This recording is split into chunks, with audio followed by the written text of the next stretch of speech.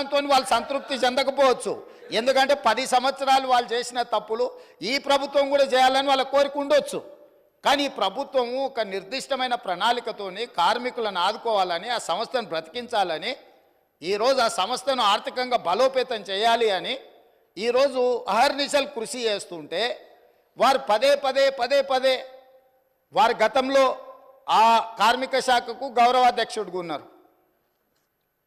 ఆనాటి ముఖ్యమంత్రికి ఈయనను ఎట్లా తొలగించాలనో అర్థం కాక ఆ కార్మిక సంఘాన్ని రద్దు చేసిండు. ఎందుకంటే ఈయనను తొలగించాలంటే ఏం చేయాలనో తెలియక వాళ్ళ అంతర్గత సమస్యలు వాళ్ళ ఇష్టం, వాళ్ళ కుటుంబ సమస్యలు వాళ్ళు ఏమైనా కొట్లాడుకొని, కానీ ఆ కార్మిక సంఘాలనే రద్దు చేసింది వాళ్ళ అధ్యక్ష. అట్లాంటిది ఇప్పుడు మళ్ళీ మొదటికి వచ్చి పాత తప్పులన్నీ కప్పిపుచ్చుకోవడానికి ఈరోజు కొత్తగా ఈ ప్రభుత్వం మీద బురద జల్లి మంత్రి గారిని బుల్డోజ్ చేసే విధంగా మాట్లాడడం ఏమాత్రం సమంజసం కాదు అధ్యక్ష.